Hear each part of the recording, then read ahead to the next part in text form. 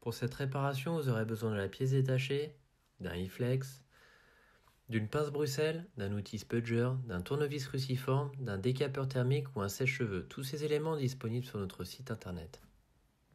De l'atelier high-tech, nous allons voir comment remplacer la batterie sur un Samsung Galaxy S9 dont la référence est G960F. Batterie 100% d'origine ou générique que vous retrouverez sur notre site internet www.atelierhightech.com ainsi que les outils d'aide au démontage. Donc on va commencer cette réparation. On va utiliser un décapeur thermique ainsi qu'un morceau de radio que vous avez tous chez vous. Tout d'abord, on va vérifier que notre appareil est bien éteint.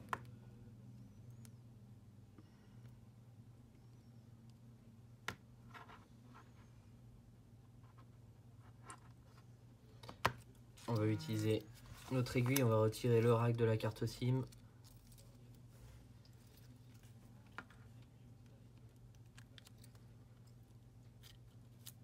Voilà. Donc on va tout simplement utiliser un morceau de radio, qui est la technique la plus simple et la plus sûre pour pouvoir extraire la partie arrière sans faire de dégâts.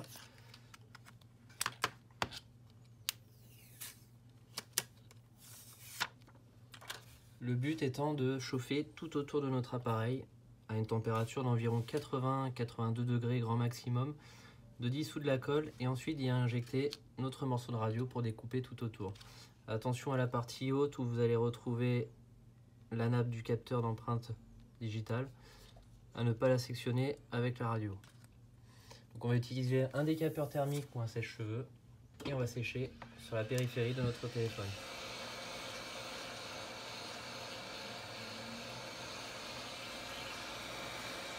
Donc tout autour. Donc on évite d'utiliser un e-sésamo ou un e-flex comme on peut voir dans d'autres tutos, qui pourrait justement abîmer la peinture qui se trouve à l'arrière de votre vitre. Voilà, on va tout simplement prendre le bout de radio et le placer dans l'angle et sectionner comme ceci délicatement et faire l'effet ouvre-boîte pour sectionner la colle qui se trouve en dessous. Voilà, si vous sentez que ça a un peu de mal, tout simplement on va réchauffer avec le décapeur.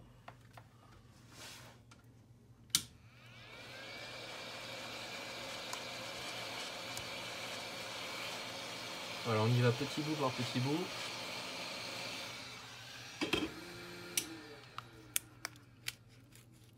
Voilà, vous allez voir déjà ça va être beaucoup plus simple. On sectionne, on va faire très attention aussi à la nappe NFC qui se trouve en dessous, de ne pas la sectionner. Voilà.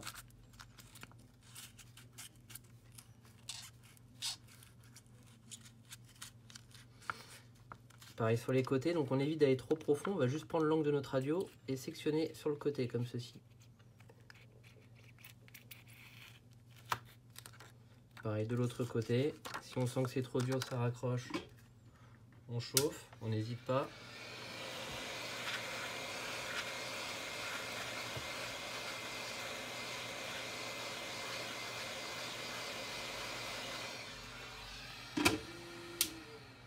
Voilà, et on poursuit avec notre radio sur les côtés. Donc attention à cette partie-là, à pas trop enfoncer la radio pour éviter de sectionner la nappe. On l'enfonce d'à peu près 2-3 mm, pas plus. En partie haute, on peut y aller, il n'y a aucun souci.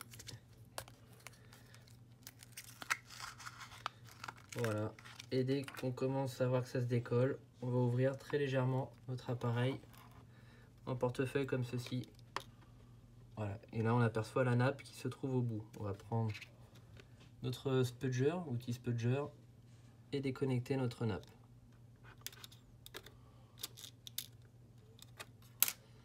Et soulever en portefeuille notre appareil comme ceci. Donc attention, c'est toujours pas complètement décollé, on tire pas dessus pour éviter de casser. On vient chauffer légèrement sur le côté.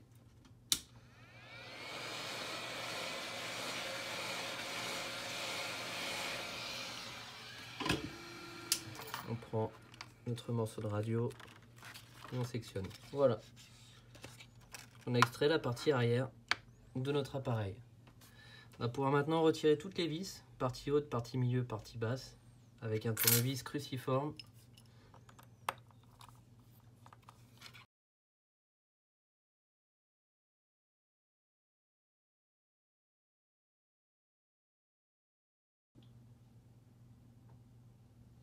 On va pouvoir maintenant extraire donc la batterie qui est collée en dessous sur notre écran. Donc on va y aller délicatement. On peut éventuellement chauffer très légèrement à une température de 50 degrés sur les côtés pour dissoudre la colle.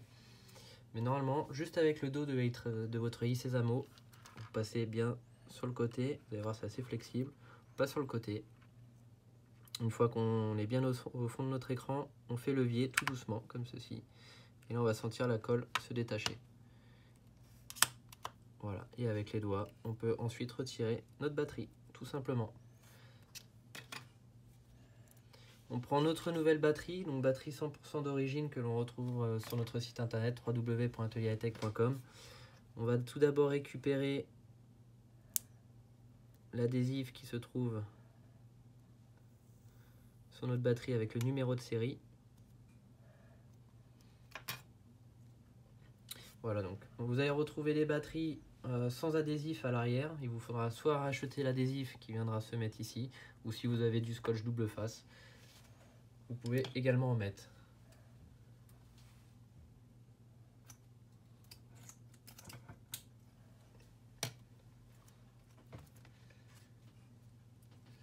Voilà, donc on remet notre étiquette avec la carte d'identité de notre appareil. On va tout d'abord connecter la batterie à la carte mère, puis placer notre batterie dans son support, comme ceci. Voilà, on appuie très légèrement et on peut maintenant remonter le reste de notre appareil.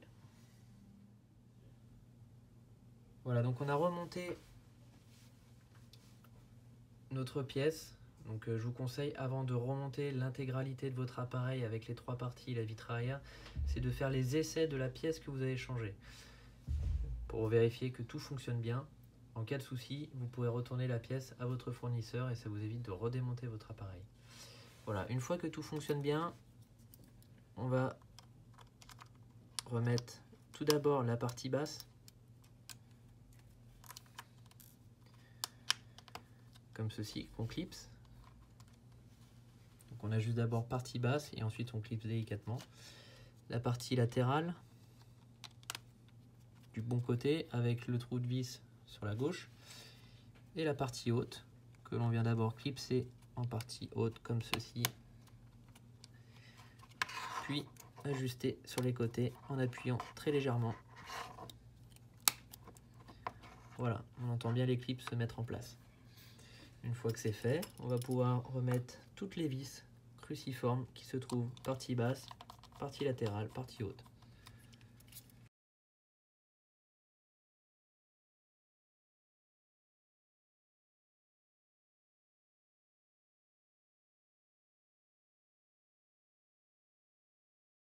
Voilà, donc on a remis toutes les vis, on va maintenant remettre la vitre arrière sur notre châssis. Vous allez avoir trois techniques.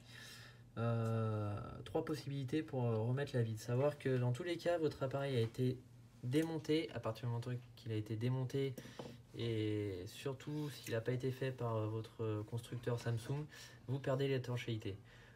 Il est possible de garder l'étanchéité, tout est relatif, en remettant les joints adhésifs d'origine, c'est-à-dire qu'il vous faudrait changer la partie arrière avec le joint adhésif déjà précollé dessus. C'est-à-dire c'est une pièce 100% d'origine pour remettre à l'arrière et garder l'étanchéité. Cependant, nous, on ne peut pas vous garantir à 100% que votre appareil sera étanche, forcément. Deuxième possibilité, vous pouvez rajouter de la colle B7000 sur les côtés. Donc si par exemple votre joint adhésif sur les côtés est légèrement décollé ou endommagé, au lieu de racheter un joint complet, vous pouvez rajouter de la colle B7000, c'est une colle en cube que vous retrouverez sur notre site internet. Une colle qui est faite exprès pour ce type de réparation, donc comme celle-ci. Donc il vous suffira de mettre de la colle tout autour ici, de mettre un ruban de colle, de plaquer sur votre appareil, puis ensuite de mettre des presses, alors soit un livre sur le dessus, ou soit des pinces pour maintenir l'arrière. Troisième possibilité, comme vu ci-dessous, vous gardez le joint d'origine, donc là, c'est-à-dire qu'il n'est pas endommagé du tout. Notre joint est propre, on va le récupérer et on va le chauffer tout autour pour qu'il puisse reprendre ses fonctions. Donc on va tout d'abord connecter notre nappe de notre capteur.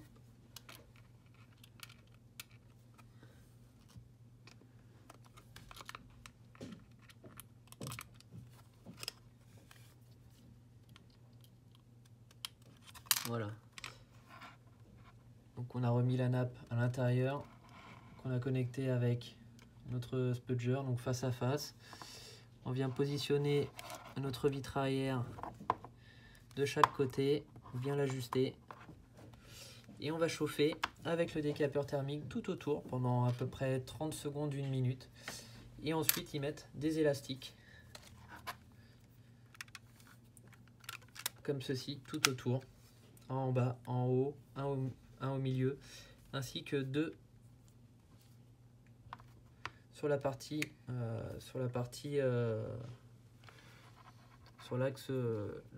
le plus grand de notre appareil. Voilà, une fois que vous avez fait ça, vous laissez sécher à peu près 10-15 minutes. Et ensuite, vous aurez un collage parfait. Donc pareil, si vous remettez de la colle B7000, il est important de laisser sécher à peu près 1 heure pour que celle-ci puisse avoir toutes ses fonctions. Une fois qu'on a fait ça, on remet notre rack SIM, on allume notre appareil et on vérifie que tout fonctionne. Voilà. Si vous avez des questions, n'hésitez pas à nous contacter sur notre site internet dans la partie contact www.atelierhightech.com. Si vous voulez les pièces détachées, les outils d'aide au démontage, tout est sur le site www.atelierhightech.com. A très bientôt dans un nouveau tutoriel de l'Atelier Hightech.